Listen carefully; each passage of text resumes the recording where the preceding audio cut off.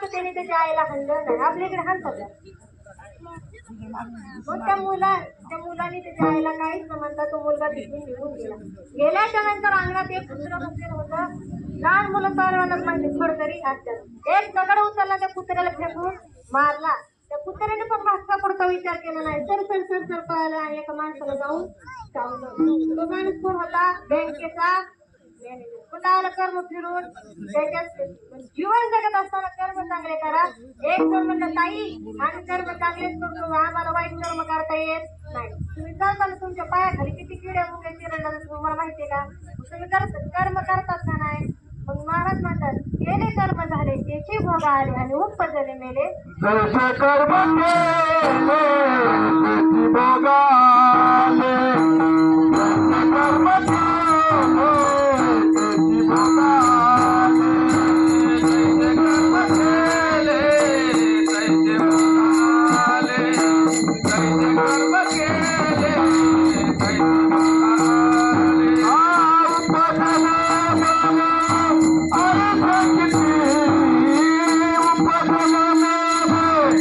उपजले हरिमुखी गाता हर पल चिंता, हरिमुखी गाता हर पल चिंता.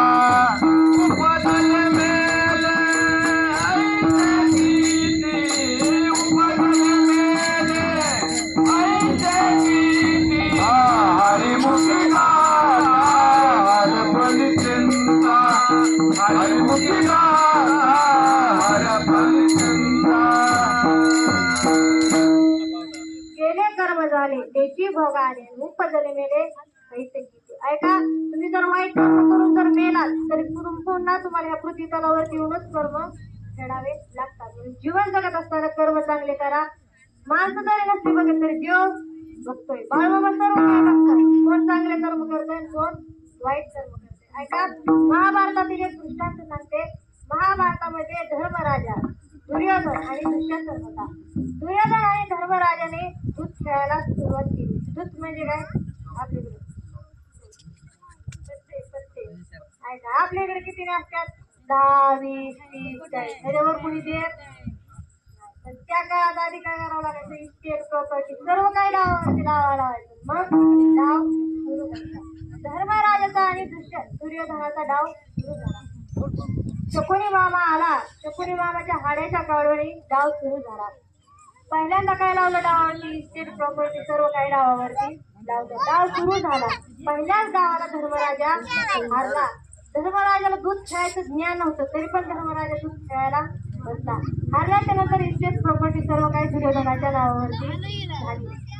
झाल्याच्या नंतर आता डबल डाव सुरू झाला. त्यांच्या गावात होतं आधी सर्व डावावरती लावायचं, मगच डाव बंद करायचा. मग दुसऱ्यांदा काय केलं? त्यांनी त्याचे 4ही भावंड 5 पांडव डावावरती लावले. पुन्हा डाव सुरू झाला. पुन्हा धर्मराजा हारला. 5ही भाऊ दुर्योधनाकडे गेले. गेल्याच्या नंतर धर्मराजा म्हणतो दादा आता जे काय होतं ते सर्व मी डावावरती लावलं. आता माझ्याकडे डावावरती लावण्यासाठी काहीच उरलं नाही. आता आपल्याला हा डाव बंद करावा लागेल. तेव्हा दुर्योधन म्हणतो नाही दादा, अजून एक गोष्ट आहे तुझ्याकडे, ती खूप मौल्यवान आहे, ती डावावरती लाव. धर्मराजा म्हणतो आता माझ्याकडे काहीच राहिलं नाही, राहायला घर नाही राहिलं, फिराय गाडी, आता काय डावावरती लावायचं? तेव्हा धर्मराजा म्हणतो आता माझ्याकडे काहीच उरलं नाही, आता डाव बंद करावा लागेल. तेव्हा दुर्योधन म्हणतो तुझी द्रौपदी माता डावावरती लाव. धर्मराजाला वाईट वाटलं की आपल्या पत्नीला डावावरती लावायचं, परंतु आधीच्या काळात हे होतं एकदा जर डावावरती डाव चालू केला सर्व काही देईपर्यंत डाव बंद करायचा नाही.